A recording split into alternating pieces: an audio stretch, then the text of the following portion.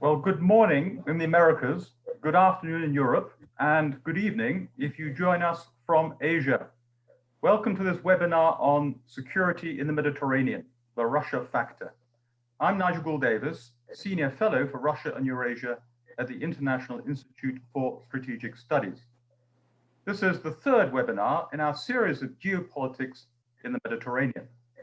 Our first event focused on geopolitics and energy politics among Eastern Mediterranean states, notably Turkey, Greece, and Cyprus.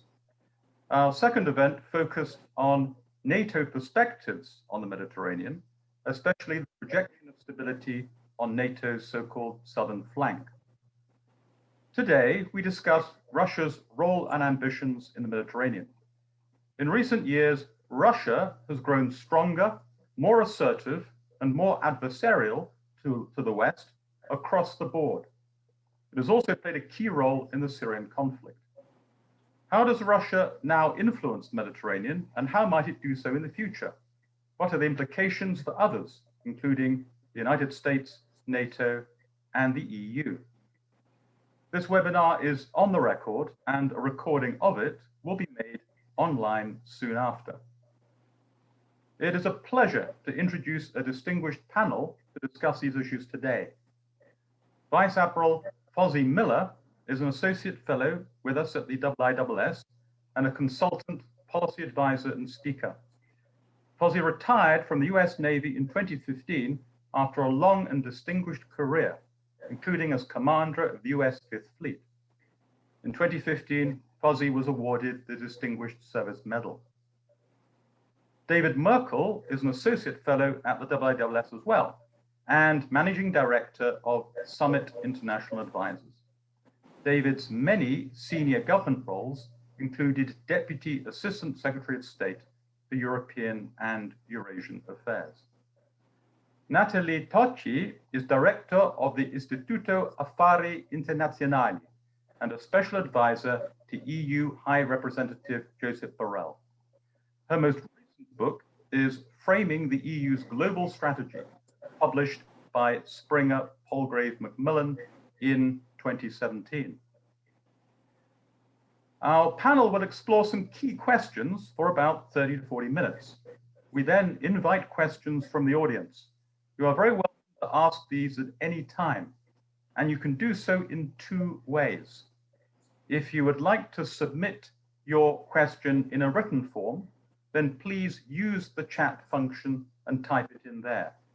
If you'd prefer to speak in your own voice rather than have me read out your question for you, then feel free to raise your hand, and when called upon, you will be unmuted by our technical team here, and you'll have the opportunity to speak to our event. With that, let us begin what I'm sure will be a stimulating and important discussion today. Let me turn first to Fozzie to place some key recent trends in broader historical context, to give us some wider perspective on the dynamics at play. And Fozzie, the first question I'd like to ask you about is the role that Russia has played in previous decades in the Mediterranean. What was the Soviet role in the region during the Cold War? And how then, when the Soviet Union broke up, did Russia's thinking and perspective on the Mediterranean evolve? Well, Nigel, thank you for the question, and of course, thank you for the opportunity to participate in this great panel. I'm humbled and honored to be among such distinguished folks. What I would like to start with in response to your question really is sort of a little bit of a trip through history here so that we can put all of this in context. And so if you look at the Mediterranean in terms of where the United States was, where NATO was, and where the Soviet Union was during the Cold War, it was a regular hotbed of activity. And so the United States was present in the Mediterranean in a very large way. We, along with NATO, built an infrastructure in the Mediterranean that was second to none. It was the southern flank of NATO. It is the southern flank of NATO, of course, today. But it was at the time a place that both the Soviets, the United States, and NATO all thought was an area worth ensuring that we had some presence and a certain amount of dominance. And so if you look back to the 1983-1984 timeframe, right after the barracks bombing in Beirut, the U.S. had 3 aircraft carrier strike groups and a surface action group led by the New Jersey. So 3 carriers, 1 battleship, and all of the supporting ships for that present in the Mediterranean. And the Russians were there. They were there primarily with submarines, which is the case today. And that's something we'll get to here in a few moments. But they were also there with surface ships. And so part of what both the Soviet Union, the United States, and of course NATO understood was that this was key battleground in the Cold War. And while there was never a major confrontation, of course, it was a place where the US and NATO placed a number of assets as a matter of routine, and the Russians, the Soviets, placed a number of assets as a matter of routine. And then the Soviet Union dissolved. And so the Russians completely surrendered, if you will, the battle space of the Mediterranean Sea. And they weren't present really from 1992, I think, is the date that we should be interested in, and then until 2015, or 2014, I'm sorry, when they finally came back and they understood that it's still key battleground. It's still a key geographic spot in the world, and so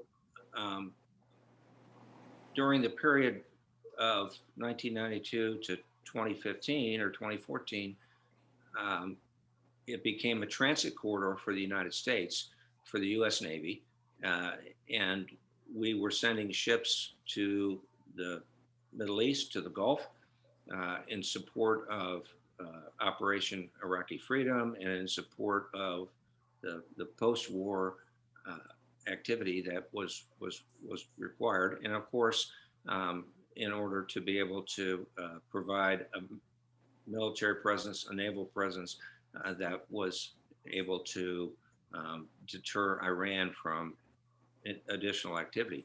But the Mediterranean was no longer a destination for the United States Navy. It was a transit corridor. And so we went, and it's important to understand that the Mediterranean has a couple of very key geographic points to it. One, of course, is the Strait of Gibraltar that gets you into or out of the Mediterranean. One is the Suez Canal, which gets you to the rest of the world. And then, of course, there's the Turkish Straits that take you up into the Black Sea. So it is and remains key territory. It was something that the Russians had to ignore because they didn't have an opportunity. They didn't have the ships. They weren't militarily capable of projecting power into that part of the world for more than a decade and a half almost. Then some things changed, and there are key things, and they have this change really has stressed the U.S. Navy as we find ourselves involved in great power competition. So what changed was in 2014, it was the agreement with between the United States and Russia concerning weapons of mass destruction in Syria. That became an entree point, if you will, for the Russians back into the region and into Syria in particular.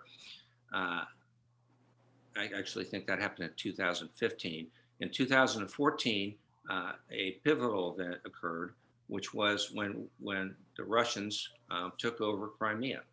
And what that resulted in was Russian access to a warm water port in Sevastopol in Crimea into the Black Sea, then of course through the Turkish Straits and into the Mediterranean, and so in 2015 into Tartus in Syria.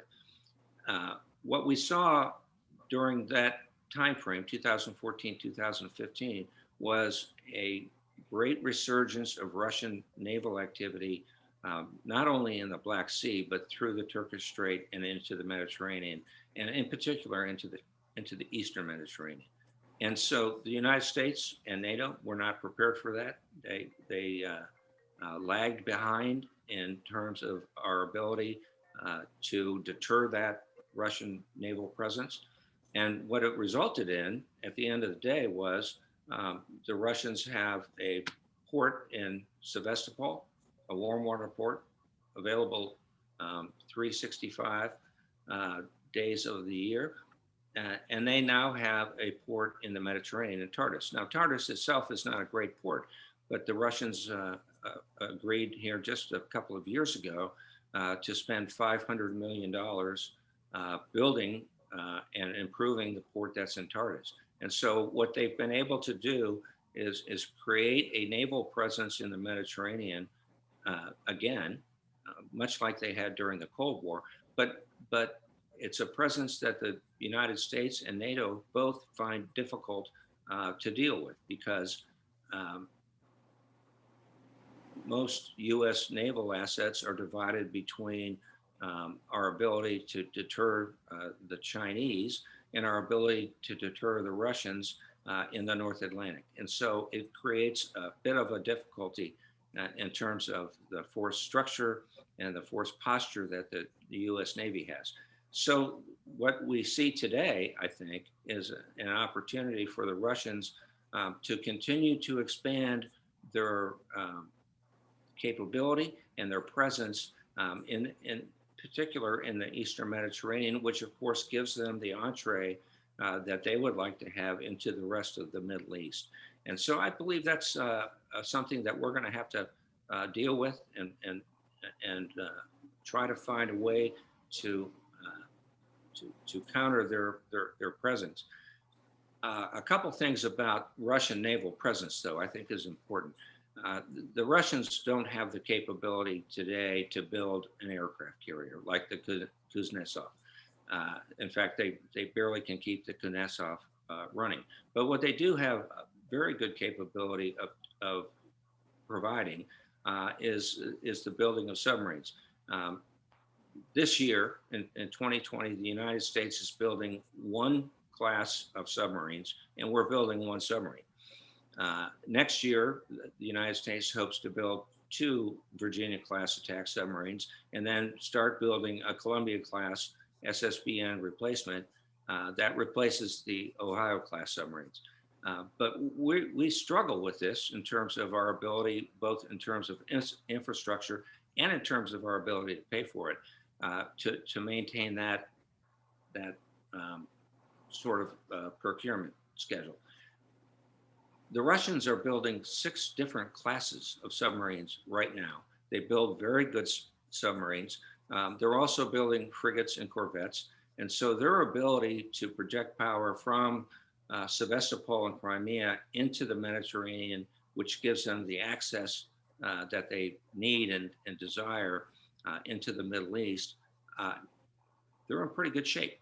And so what will be a challenge for the United States, what is a challenge for NATO as well, is our ability to counter that and to make sure that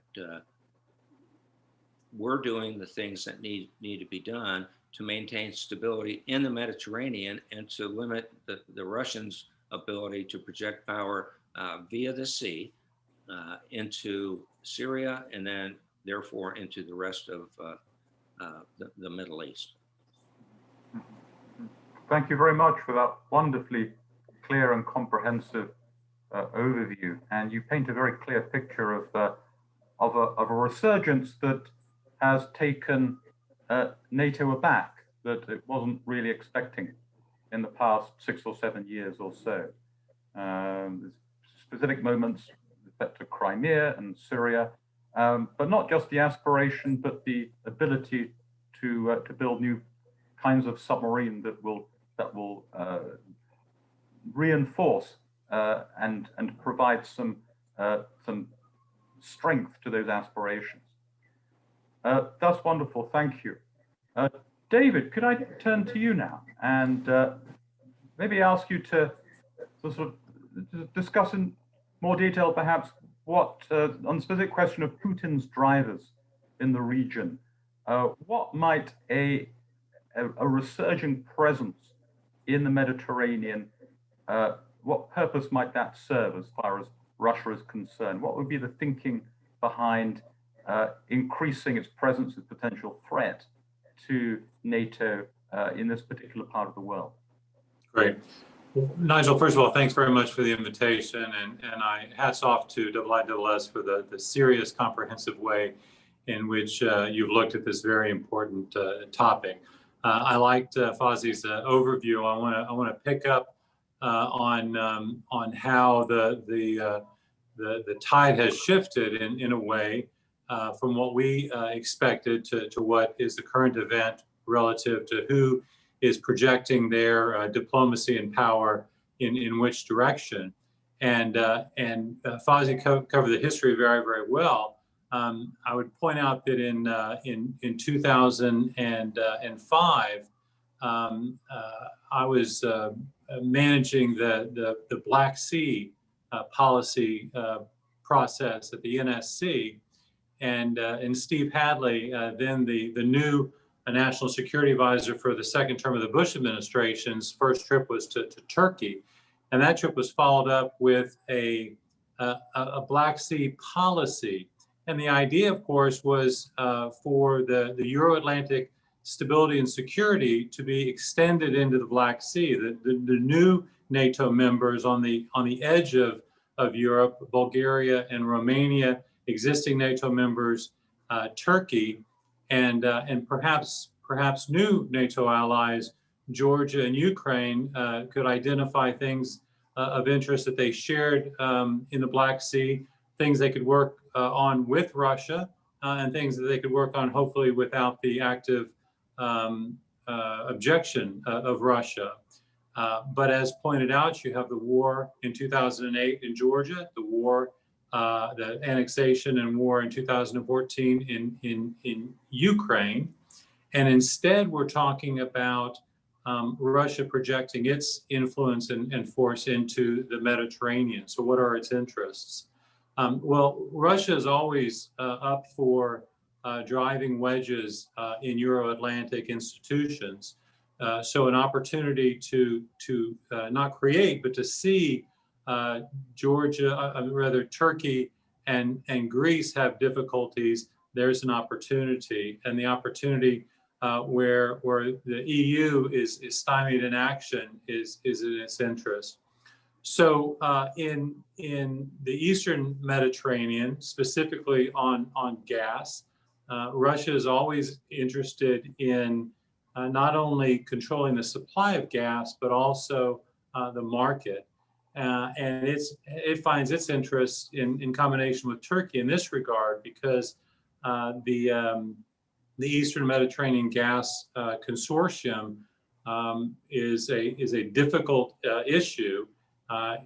Without Egypt's participation, would only move about 10 BCMs into Greece, and Russia's Turkish stream, which has about 30 BCMs, already moves about 15 BCMs into Greece.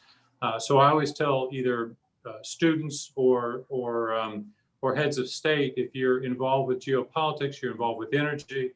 If you're involved with energy, you're involved with geopolitics. So Russia would like to, at one level, make sure that its energy lever with regard to Europe is not lessened, but also if there's commercial opportunities, it's game for it. In Libya, obviously Russia feels like it was duped by the UN vote, the responsibility to protect, thought that it voted along with an idea to protect civilians, and feels like it really was voted along with a regime change in Libya. And it sided with Haftar, but Moscow's not in love with Haftar. They're not alone with Haftar. Obviously, the UAE, France, Egypt is with him, and Moscow favors a strong man when he's winning. But Haftar, because of Turkish influence in the West, has been stymied. And it's interesting that Moscow's influence on Haftar is also limited. They were unable to get him to go along with a peace negotiation back in January. But right now, there's so many complications in the East that Moscow does seem to be Haftar's largest supporter. This is interesting to Moscow for the energy possibility, but also if there's an opportunity to in some ways question NATO across the Mediterranean with some area denial weapons, then that would be of interest. Of all these things, Eastern Mediterranean gas, Libya and what happens there, Syria is of greatest importance to Putin. He has staked his reputation on Bashar al-Assad's survival. They have moved in far more military equipment. In Libya, they've got some Wagner group mercenaries and some air power, but in Syria, they've moved in quite a bit. And Putin really does see Bashar al-Assad's survival and Syria as that way that Russia was able to get back into the Middle East after the advisors and weapons pitiful display in Egypt against Israel back in the 70s got them kicked out. In all these cases, Putin is looking for commercial advantage, both on the energy sector and in selling weapons, and is looking at pointing out the less influence of the United States in the Middle East, and the confusion within Brussels as far as Italy and France being on different sides in Libya, and negotiations even on sanctions against Belarus being stymied by Cyprus wanting it also to sanction Turkey. Thank you. One question that immediately arises in my mind, particularly in light of Foz's description of how things were during the Cold War, is whether Russia's interest in the Mediterranean now is mainly a consequence of its interest in North African issues. Is it mainly as a consequence of what's going on in Syria and now Libya as well? Or is it the case that there is something else that Russia might potentially seek to achieve in other parts of the Mediterranean, beyond North Africa, that others might worry about? And Ozzy, you may also have some thoughts about this, of course. I'll start with two things. I still don't think that that Montenegro is completely out of the optic for Moscow, and if it can create a situation where Serb sympathies are increased from Serbia to Montenegro and perhaps Kosovo, I think that's in Moscow's interest. On the energy side, obviously, it has interest in Bulgaria and Romania, but one real key issue is Moscow's relationship with Turkey. I think readers of history would feel very comfortable looking at the situation in the Aegean and in the Mediterranean today. Some people have described Turkey and Russia being on opposite sides in Libya, in Syria, and also in Nagorno-Karabakh as compartmentalizing the relationship. I think it's more kind of probing and prioritizing.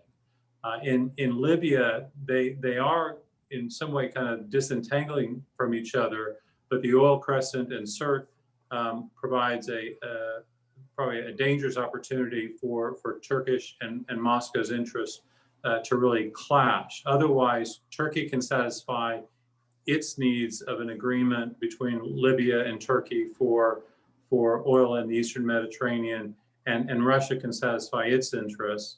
In Syria, I'll let Fazi take that, but I think in Nagorno-Karabakh, I think that Turkey may be miscalculating as far as just how important this conflict is to Russia. Hopefully we'll have more time to talk about that. Thank you. Fazi, on this issue, did you want to say more about Russia and the Mediterranean beyond North Africa? I do, and I very much appreciate David's comments and his answer to the question. But I think there's a couple of other things that we ought to consider and keep in mind, and the first really is the fact that Putin really is very much, I think, interested in building buffers, much like the Soviet Union had built at the end of World War II. And so he's trying to expand influence, I think, not only into the Mediterranean, into North Africa, but also into the Middle East, because he sees that as an opportunity to build buffers for the long-term protection of Russia.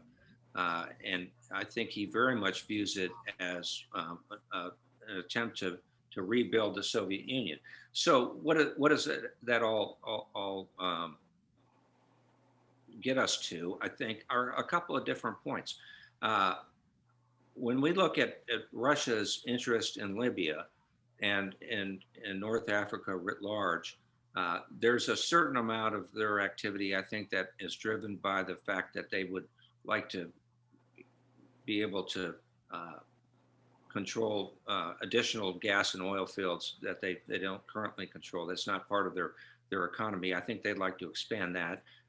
That shouldn't be a surprise to anybody. But I think their interest in Syria and therefore into the Middle East is more driven by an opportunity to thwart the United States and NATO. And clearly Putin spends a certain amount of every day trying to figure out how to drive wedges into the NATO alliance. But at the end of the day, I don't know that that's necessarily a winning proposition for him. You look at the gas and oil finds in the Eastern Mediterranean, those are being defined and divided up really in traditional ways between the Greeks, the Turks, the Israelis, other nations in the region. So they're trying to deal with that themselves. And I don't know that they benefit from Russian involvement. In fact, I don't think they do benefit from Russian involvement. But if you look at the sort of gas oil geopolitical situation and what the Australians are doing with gas, what the Qataris are doing with gas, what the United States is doing with gas, this impacts on the Russians' ability to impact politics in Europe, because they've been for a number of years very reliant on Russian gas. I don't think that's going to continue, and I think that Putin finds that a situation that is a little bit disturbing to him, and I think a threat to the Russian economy writ large. So at the end of the day here, I think that the Russians are present in the Mediterranean, increasingly so, because that's what they can do. But they don't, I think, at the end of the day, understand or find that that's going to be a winning purpose. So they're happy to have Sevastopol, they're happy to have Tartus, but whether they can sustain that over a period of time, I think is a big question. Well, thank you for introducing that. It's a very interesting point as well, and we should take that up at some point later on in our discussion whether Russian aspirations are realistic and sustainable.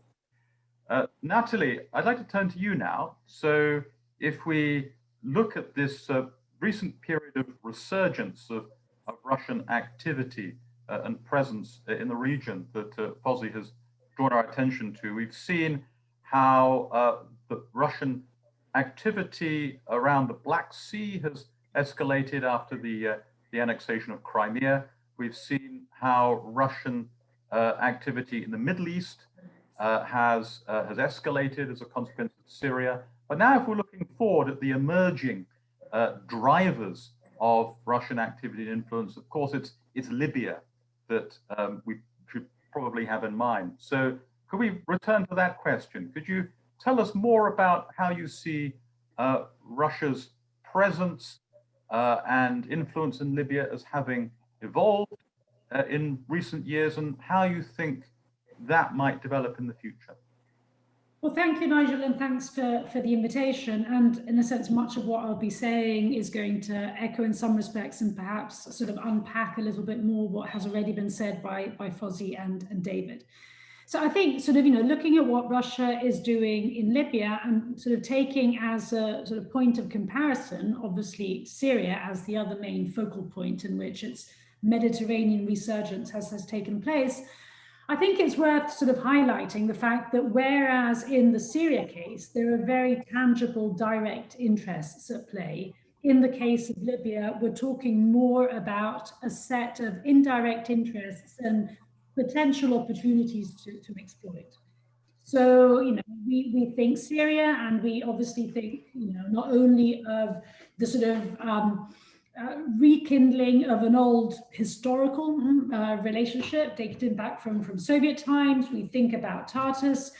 We think about the way in which, particularly at that point in time, in the sort of, particularly in the 2014 period, given that this was coming on the heels of the Arab uprisings, and given the way in which this was understood in Russia, very much sort of, in the prism of, we need to counter Western attempts at regime change, R2P and the rest of it. So that was the sort of mindset in which it was taking place.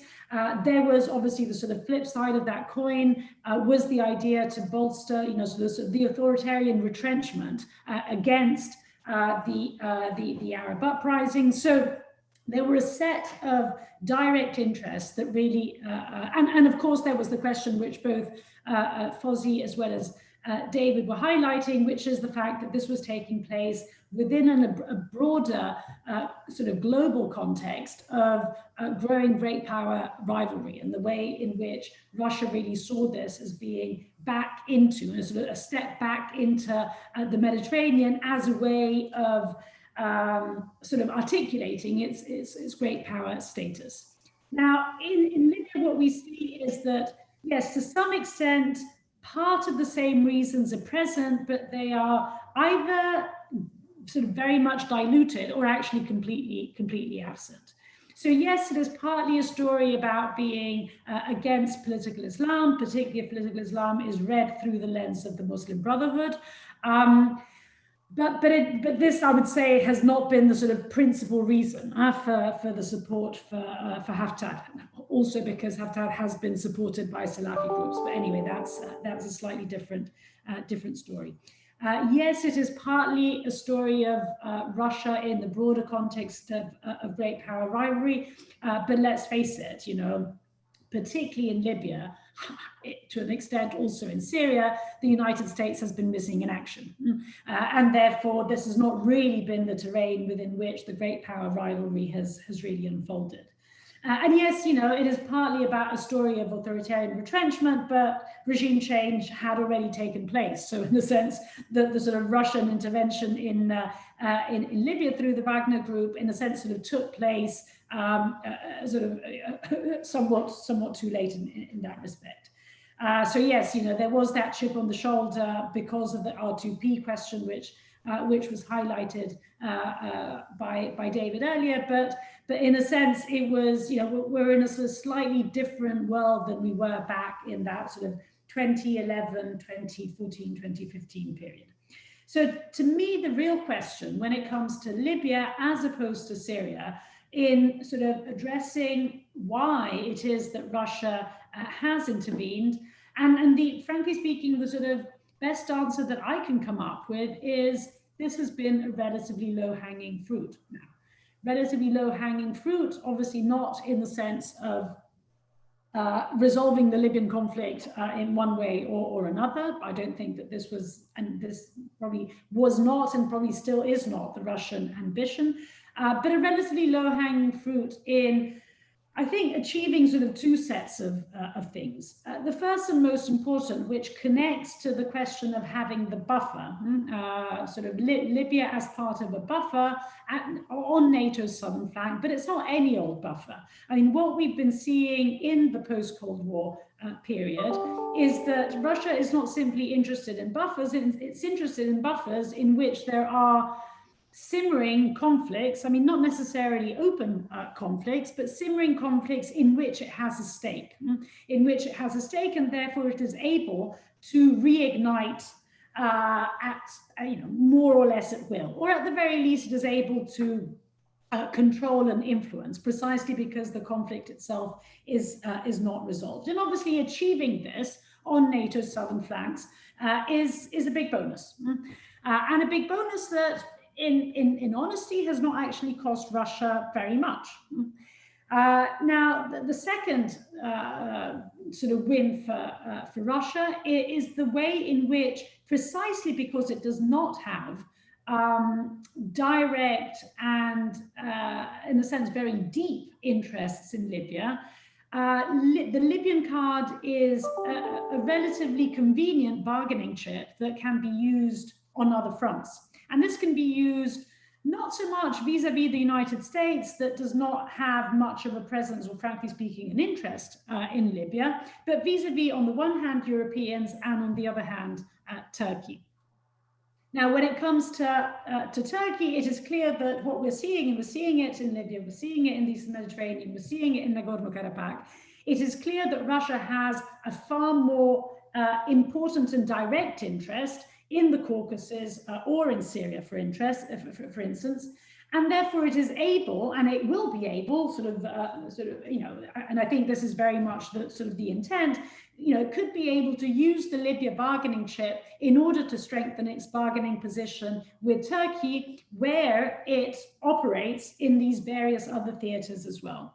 And likewise, vis-a-vis Europeans, particularly if one looks at Libya also through the lens of migration. So therefore having a foot in Libya, and therefore being able to influence the situation in Libya, including the question of migration flows, is something that can be used potentially by Russia in order to leverage its relationship with Europe. Now, that doesn't necessarily mean that it's doing it now. It doesn't necessarily mean that it knows when it will be able to do so in future. But as I said, given that it has been a relatively cheap, quote unquote, asset, in a sense, to win, having that foothold in Libya, it could potentially be used in these ways in future, as I said, both vis-a-vis Europeans and vis-a-vis Turkey. So the final sort of set of things that I really wanted to say is, why is it a low-hanging fruit? Why has it been a low-hanging fruit? And of course, the reason why it has been a low-hanging fruit is not only what I was saying earlier, i.e. that the United States has been relatively absent from Libya, but also, and I would say primarily, because at the end of the day, it's only it's fair for the United States to be mainly preoccupied elsewhere. But the real point here is that it's the Europeans that have also been missing in action in Libya. And we know the reasons. It is basically the sort of story about division. But let me add that it's not only a story about division. I think sort of, when it comes to looking at whether and why Europeans act or don't act, in a sense, that's a sort of easy explanation because it's always true. But it's not the only explanation. And I think the problem that we have in Libya as Europeans, as European Union, so therefore collectively, is it has sort of at times less to do with those divisions and more to do with the very unfortunate consensus that there is amongst Europeans not to take risks, and not to take risks, particularly when it comes to the security field. So in a sense, what is it that we should be doing in Libya? In my personal view, I think in my personal view, what we should be doing is understanding the fact that particularly Turkey and Russia, when it comes to Libya, do actually not have perfectly convergent interests. Russia, as I said, I think very much has an interest in maintaining this conflict as, having a ceasefire that can, in a sense, be broken at any point in time. One only needs to look at Nagorno-Karabakh to realize that a ceasefire is not equivalent to peace if it kind of lasts for 26 years and nothing happens. Whereas I think that in the case of Turkey, there is, or there could be, a genuine interest in a ceasefire that actually does lead to reconciliation and does lead to stabilization. Yes, obviously, the sort of premise for this is the idea that Turkey would want to have a friendly government in Tripoli. Is this necessarily at odds with European or even American interests in Libya? I would say no, it's not. But the point is that if we are not willing to enter that field, and not at sea, I would say only, but mainly on land, and therefore be willing to actually be present in Libya in order to consolidate a ceasefire, which obviously would require a civilian component in terms of a civilian monitoring mission, but obviously given the insecurity in Libya itself, it would also probably require a military component. Now, it's not something that Europeans and Turks should be doing alone. In a sense, the more the merrier. It is something that can be done also with the African Union, also with the League of Arab States. As I said, the more the merrier. But the idea is that the purpose of this would be the consolidation of a ceasefire that could actually lead the way to reconciliation. If we continue to be missing in action in that respect, then inevitably what we will be doing is simply playing that Russian game of working with Turkey on Libya in the same way as it works with Turkey elsewhere. Not necessarily because I think Turkey necessarily wants to be working with Russia, but simply because there is not much of an alternative. And I'll stop there. Thank you. And one of the conclusions I draw from your comments is that Libya for Russia is importantly different from what it's done in Crimea and in Syria as well, in two ways. Firstly, that its objectives and goals in Libya are less clear. But secondly, it doesn't have the assets that it had before it intervened in those other places. So it had a Tartus, it had a Sevastopol, nothing of that kind in Libya.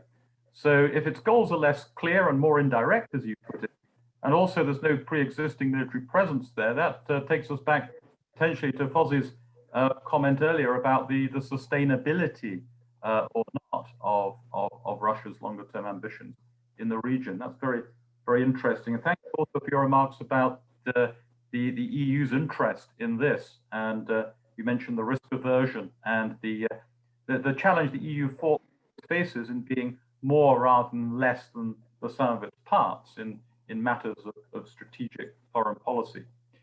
So with that, I will now open up our discussion to our audience. And I'll remind you that there are two ways to pose your question.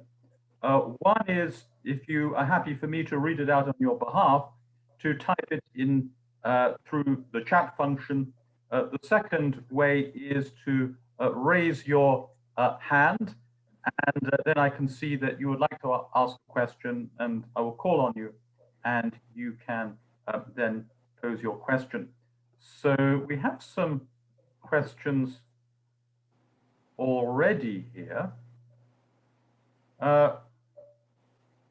Okay, so maybe I'll group some questions on similar issues. So we have some on energy already.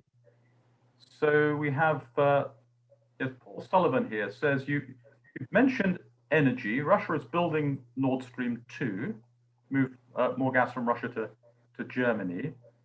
Why would Russia want energy competition from the Mediterranean?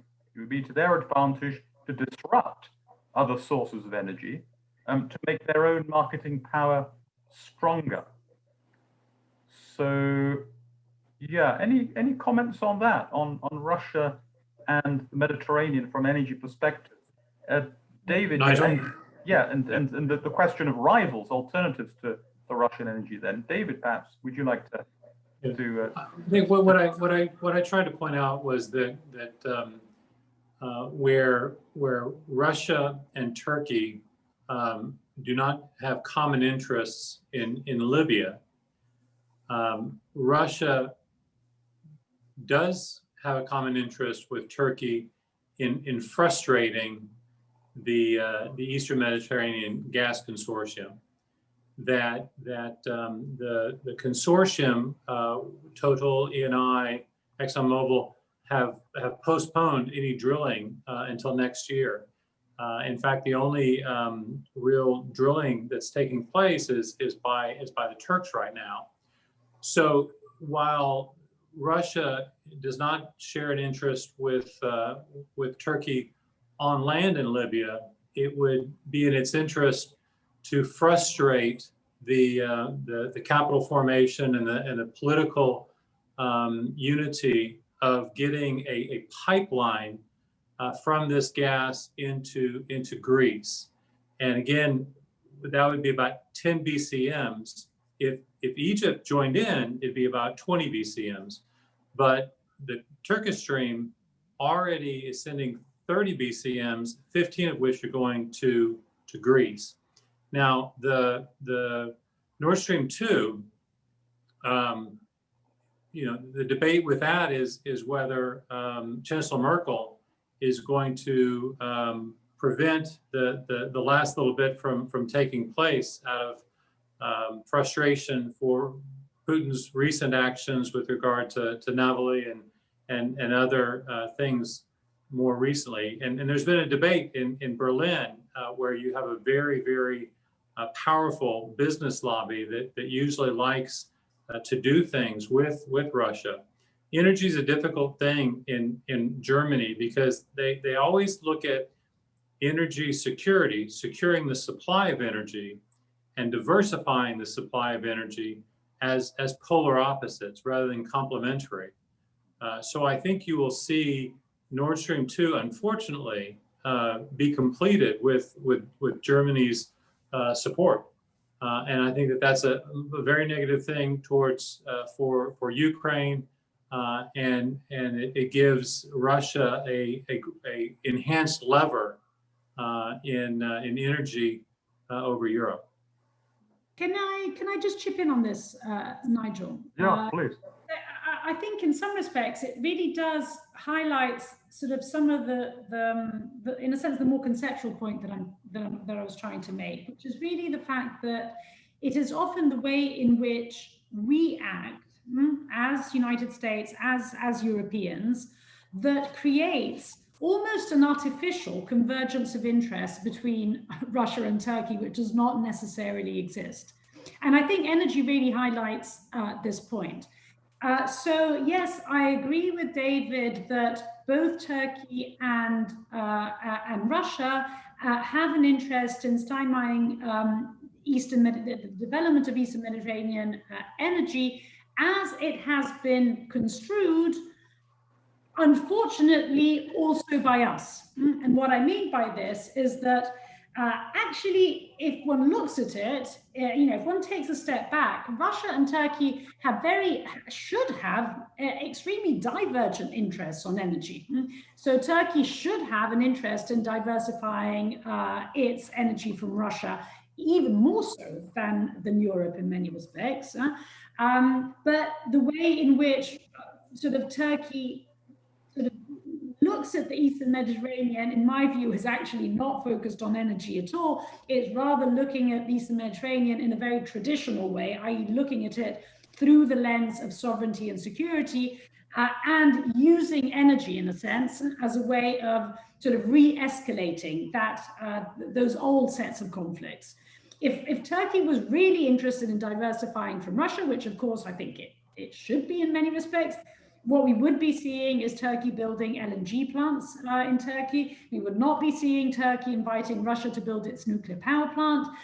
We would not see Turkey escalating the Eastern Mediterranean precisely at, possibly what will go down in history as the worst ever year for oil and gas. So we wouldn't, and it certainly would not be doing it when it's found over 300 BCMs in the Black Sea. So if energy was what was driving Turkey, we would be seeing all this. And I don't think it drives Turkey, but indeed it does drive Russia.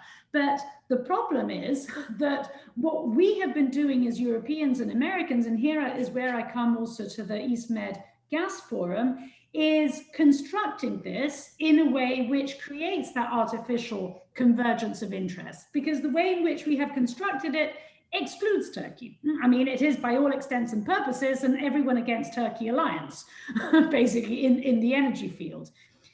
Should that have been necessarily the way to go about it? No. I mean, given that probably East Med Gas, especially sort of in light of the way in which oil and gas markets are likely to develop in the near and perhaps not even the future, will likely remain in the region itself.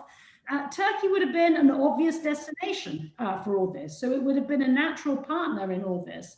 But the way in which, on the one hand, obviously regional players, but unfortunately both the United States and Europe have not been looking at this form of regional cooperation as actually something that can bridge over divides rather than reinforcing them further. And by doing so, i.e. by excluding Turkey from all this, we have ended up contributing to that artificial convergence of interest that actually should not be there. Right, thank you. We have a couple of questions about Russia's relations with China in respect to the Mediterranean. We have one from Andrea Kendall-Taylor, who points out that China has also been deepening its footprint in this region. That's been very significant, of course, especially in the Balkans. And she asks, to what extent Russian and Chinese goals here might converge, or will they be in some ways rivals here? And then there's another question asked anonymously from someone who draws upon Fozzie's remarks about the limitations on Russia's at least surface military, the naval capacity, and asks whether China might be able to help with that, with surface ships, or whether Russia in turn might help China with subs. So two questions there on Sino-Russian relations in the Mediterranean. So Fozzie, would you like to have a go with? Sure, I'll jump on that because I think it's interesting. I do want to make a comment. I thought Natalie's comments were just brilliant in terms of the relationship that the U.S. and the EU has with Turkey in terms of how to move forward in the energy sector. We could both be doing much better job than we're currently doing. We could make them an ally. I think their relationship between Turkey and Russia is very transactional.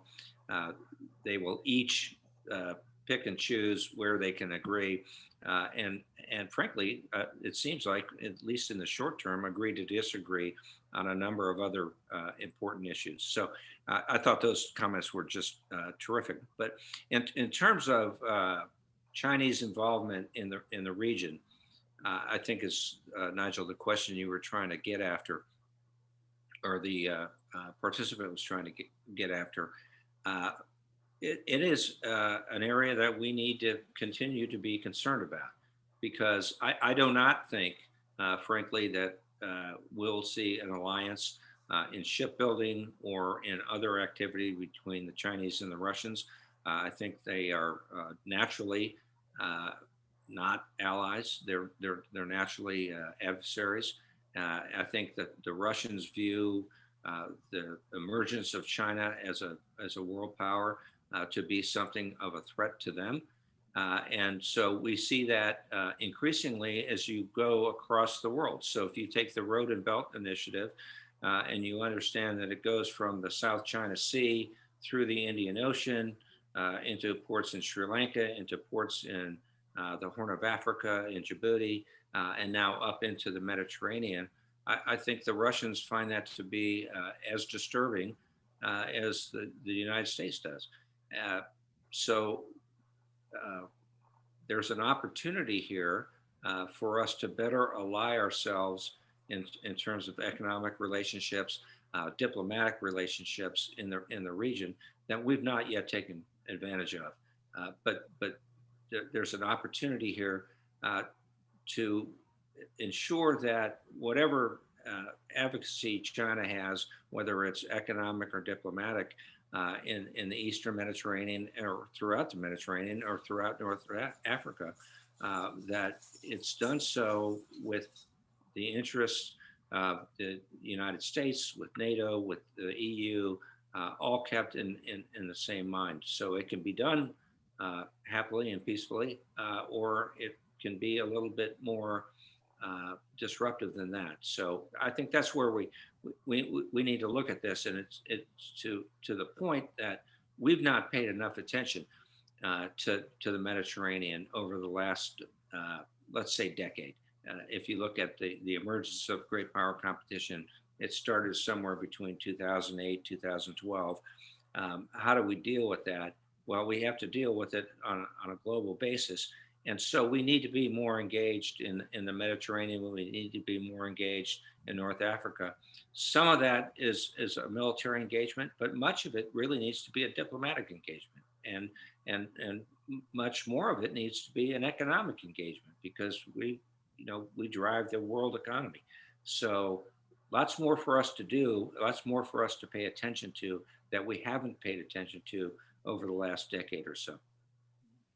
Thank you. That takes us nicely onto the question of responses by the EU, by NATO, and by the United States as well. And we have some questions about this issue. So we've got one from David Stafford, who asks specifically about the threat to NATO, Russia's growing presence in the Balkans, Middle East, and Mediterranean presents.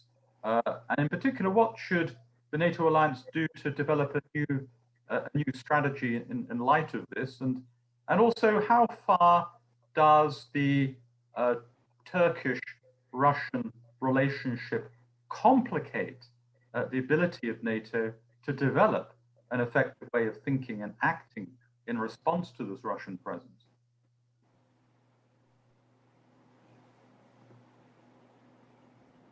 So, Kossi, that may be one for you, or David, would you like to offer some thoughts? I'd love to hear from David first, and then I'll chime in. All right, I'll do the fluff, and you do the serious part. I think that the Article 5 guarantee of NATO is in a better situation than some doubters believe. I think the positioning of troops in the Baltics, the commitment of increased spending from allied partners, and in a way, the President Trump's irresponsible, ill-advised statements have demonstrated a renewed appreciation for the alliance. It should not have been required, but nevertheless, we're in the situation we're in.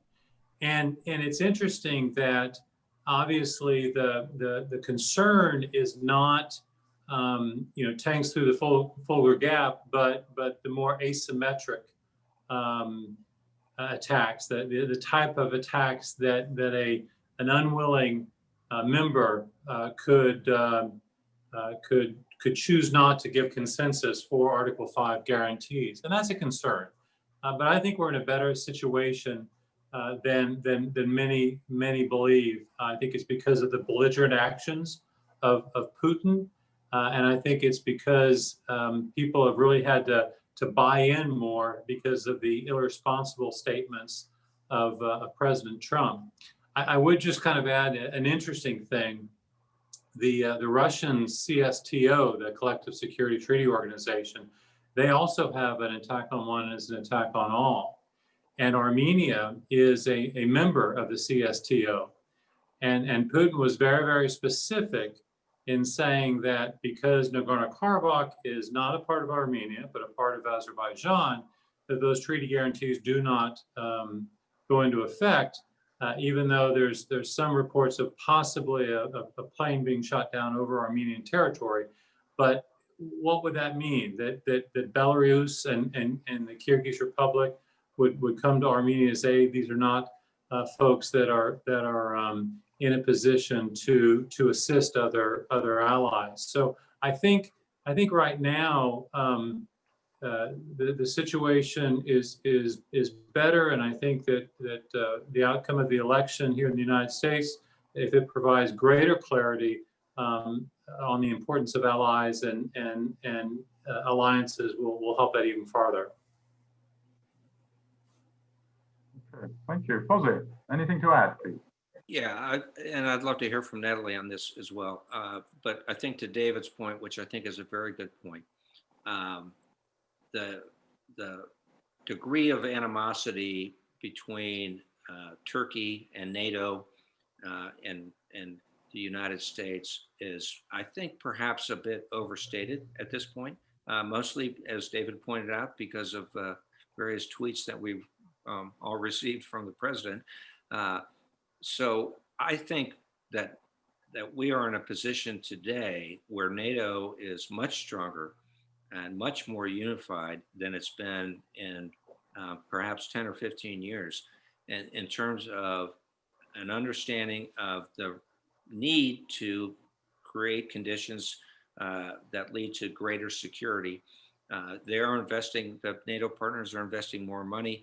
More importantly than investing more money, frankly, is that they are investing more energy in terms of providing NATO forces for peacekeeping operations, providing NATO forces for operations, particularly in the maritime, that lead to increased security. So it's been a difficult time. I wouldn't want to disagree with that, but I think we're at a point where NATO, because they see a threat from the Russians that they haven't seen, that NATO has not seen in probably 2 decades.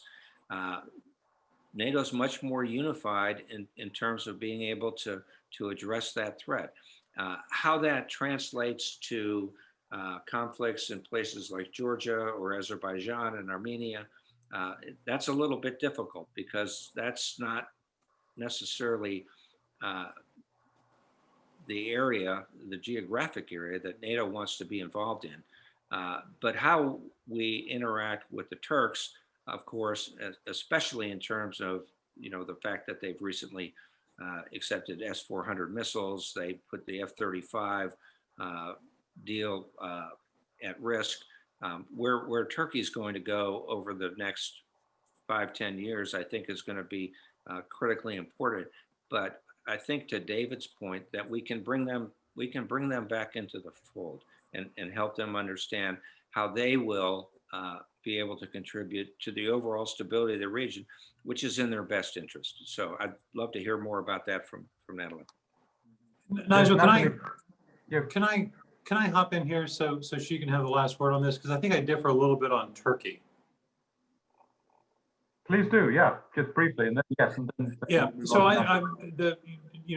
Dean Martin, I love Dean Martin. He was asked if he was married, and he said yes, but I'm not a zealot about it. I think Turkey is wearing its NATO membership rather lightly, and I think that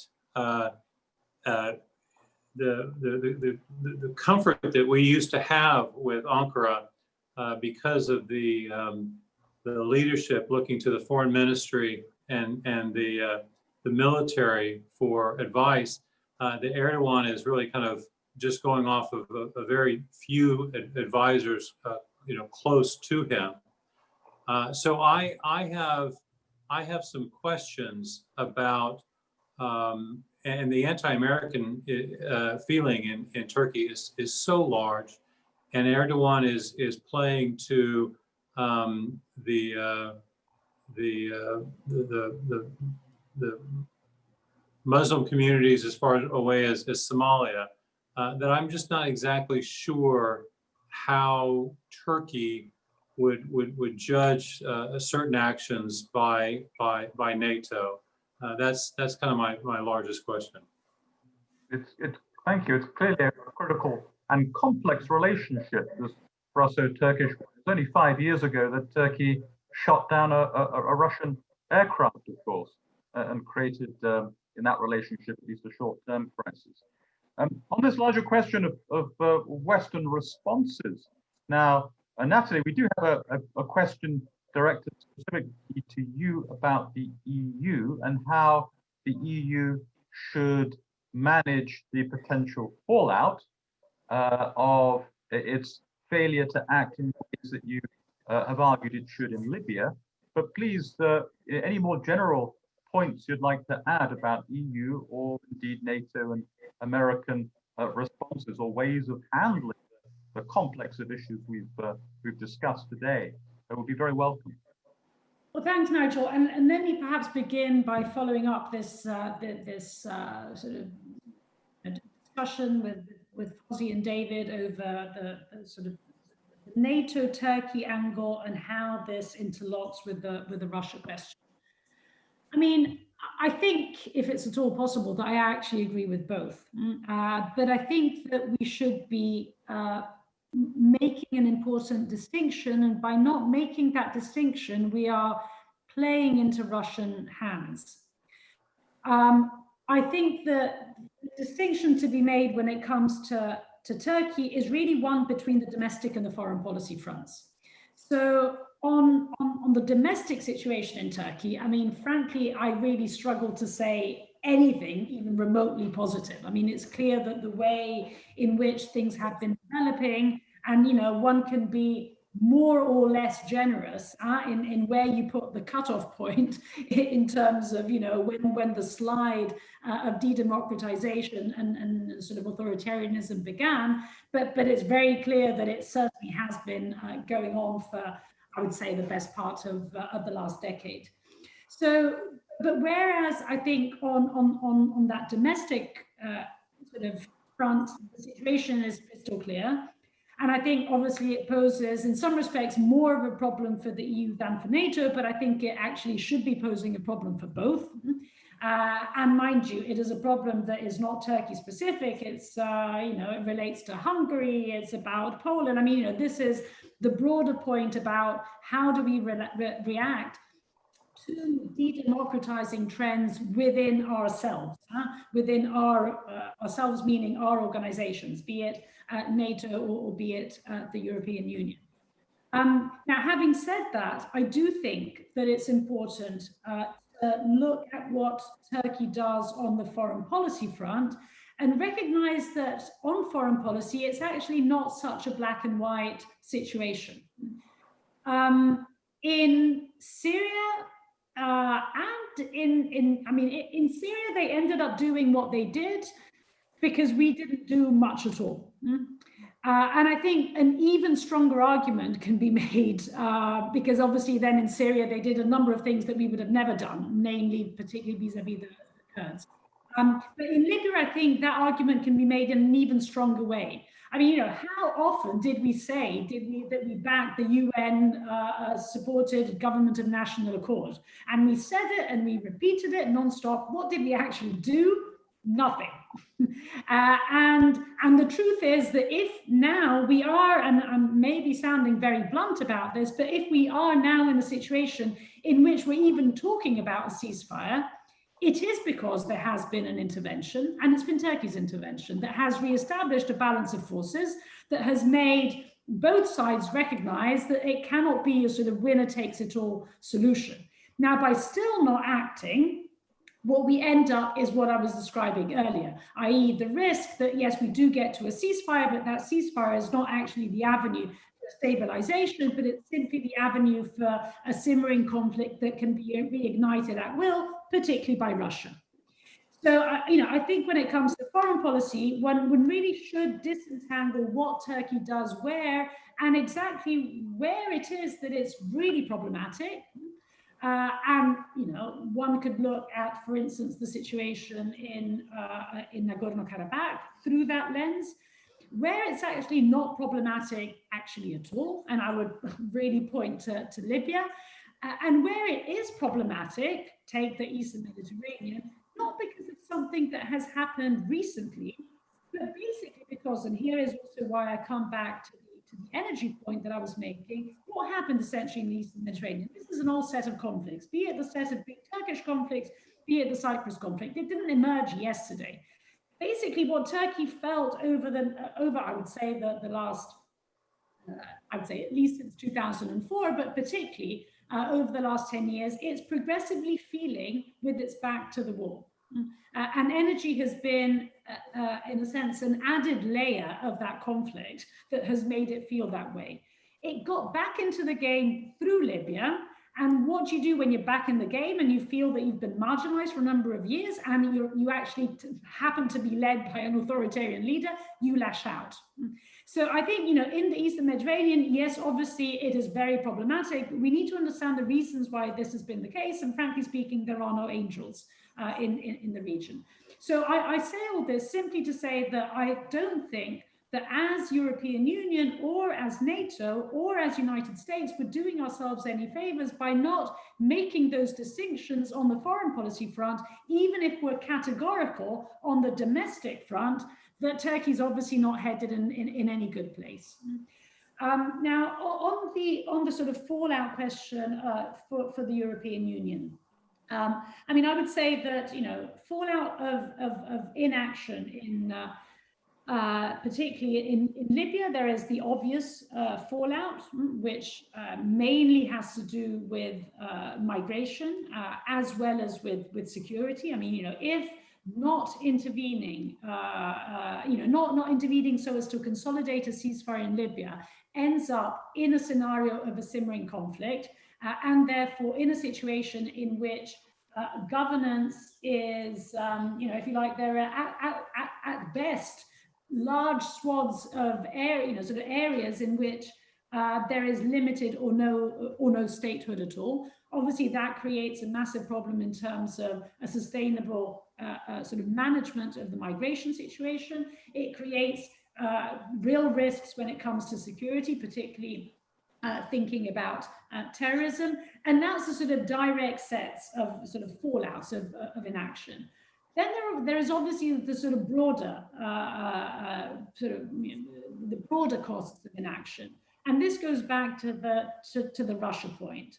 Again, having another area that Russia can use at will, so as to leverage its relationship with Europeans, and therefore the way in which this interlocks, with the energy story, with Ukraine, with the at this point very varied and rather numerous set of conflicts that one has with Russia, adding Libya to this. And adding Libya in a way which allows basically Russia a foothold in the country creates, again, that sort of indirect cost for Europe, which we don't quite know when and how it will materialize, but we know pretty well that it will, because this is exactly why Russia has been doing what it has been doing. Thank you. Just trying to peer into the future now.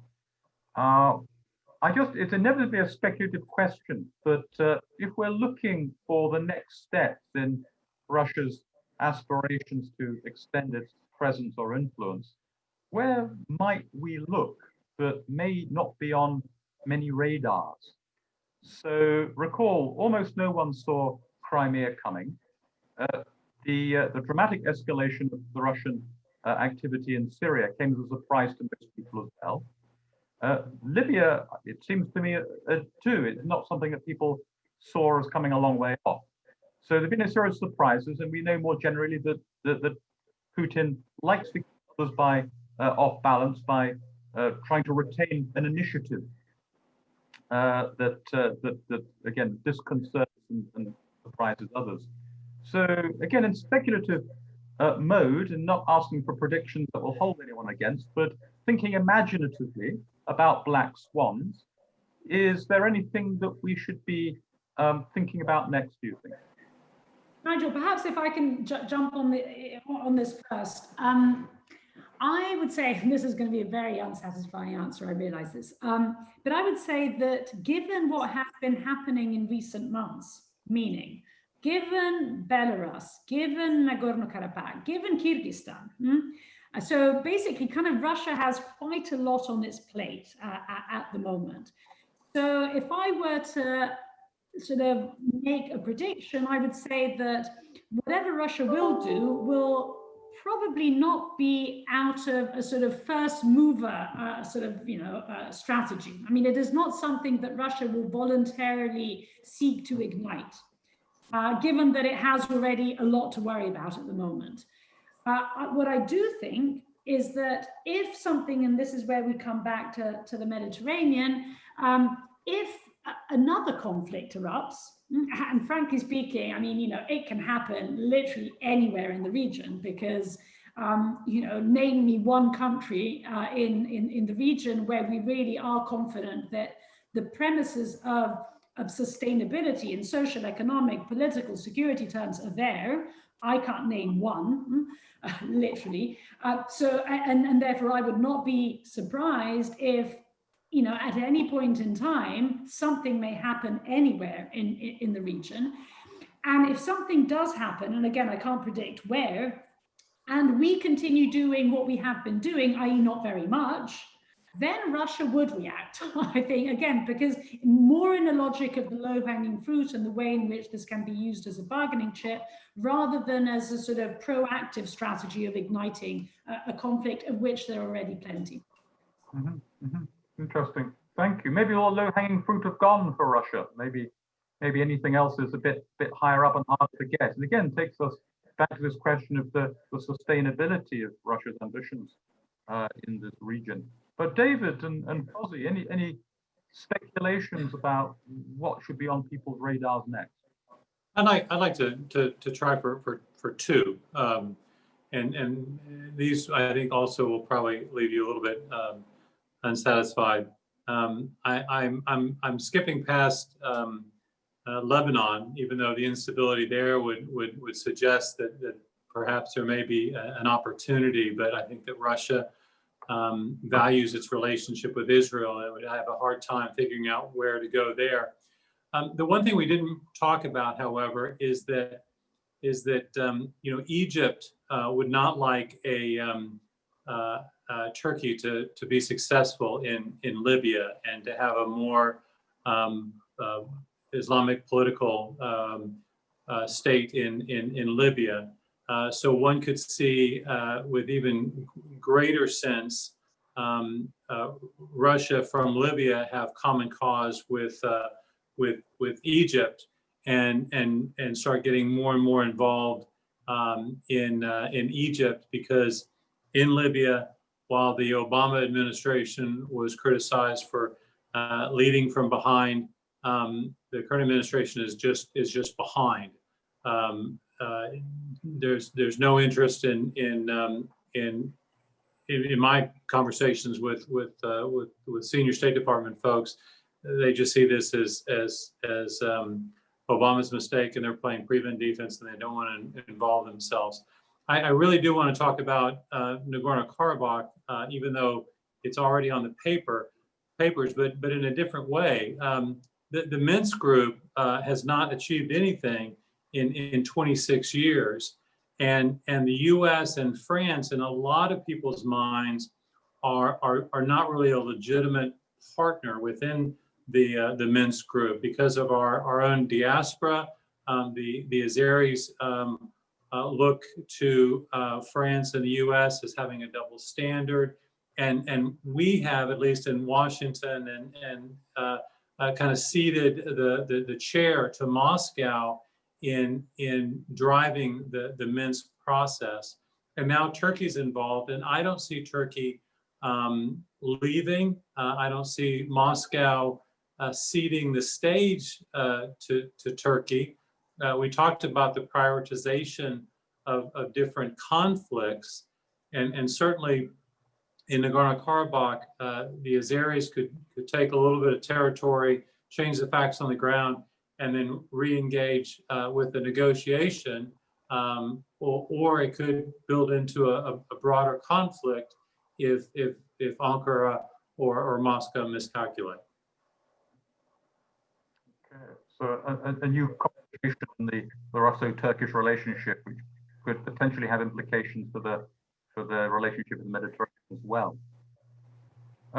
Fozzie, any thoughts on the speculative front? Yeah, a couple of thoughts, and I appreciate the opportunity. The first point I want to make is just to make sure that I'm in line here with David in terms of where Turkey's headed. I don't disagree for a moment that they're on the wrong path. What I do disagree with, and what really gets to kind of the conversation we've had here this morning, is that they can be on the right path, and we can help them get back on the right path if we stop being, as was pointed out by Natalie a couple of times, quite smartly, missing in action. And so it's not just the US that's missing in action in the Mediterranean. It is to a lesser extent NATO, although they're more engaged than they have been previously. But collectively, we need to be more engaged in terms of what's happening in the Mediterranean. That means we need to be more engaged with Turkey and engaged in a better and more positive light. That means we need to be engaged in Libya. So I think at the end of the day, if we look back in the fullness of time of history and understand US and NATO actions in Libya that created the situation that is today, and then wonder about why they're not doing so well because we've not given them any sort of assistance or engagement in terms of being able to stabilize and secure their own country. If we leave that gap, then the Russians might be able to fill that. But Russian sustainability, I think, is a major issue. I don't think they can project power in any way, whether it's diplomatically or militarily, as they did when they were the Soviet Union. But if we just leave Libya or Lebanon or any of the other countries of the Mediterranean alone, and aren't engaged in their own security, their own stability, and bringing them into an alignment with the United States and with NATO, then the Russians will step in. And if the Russians don't step in, then the Chinese will step in. So this is about how we engage the world, really. And there's a little bit of a microcosm here. And if you just look at the Eastern Mediterranean and you look at Libya and Egypt and Lebanon and Turkey, we have an opportunity to engage diplomatically, to engage economically, to engage to a certain extent militarily, but that doesn't need to be the prime driver. But it's an understanding that we understand that part of the world. We're interested and invested in their prosperity, their security, their stability. That's not a heavy lift. And so this is, I think, from a policy standpoint, how the U.S. foreign policy needs to move forward, which has been stagnant for not just this administration, but for the last administration as well, frankly. A very clear message about a call for perhaps a more engaged and creative policy towards Turkey. Thank you. We have time for one last question. And so there's the little matter of an election looming in the United States. And we know that in January, either Donald Trump will begin his second term or Joe Biden will begin his first term of the presidency. Now, whichever that president is, supposing there was room for one or two bullet points in his first briefing on Russia and the Mediterranean, what points would you want to include? So I'm not a political guy at all, but I'll jump on this hand grenade. It's a policy point, I think, Nigel, that you're really getting after. and I think a good one. And so I think I would only have one point, which is we need to engage with the world. And we need to engage with like-minded nations such as the United States so that we can move forward for collective security. Very clear. Thank you. Can I just add to this point, because I think it's a broader point, and I think the messaging is important. Now, I completely agree with Fozzie that the message is one of engagement and one of partnership with Europeans in the Mediterranean, also because not only but also because of what Russia is doing. But I think that it's important as a European for that message to be sent carefully, because the risk of what is obviously, let me very clear as a European, the unambiguously positive outcome, meaning a Biden presidency, is that of Europeans feeling sort of falling even more asleep than what they currently are in their surrounding regions. So I think the message of engagement should be one which is carefully calibrated so as not to let the Europeans off the hook in what is ultimately the region in which they will have to be primarily engaged. So a calibrated message for the incoming president about the importance of Europeans engaging, yes, as well as the United States.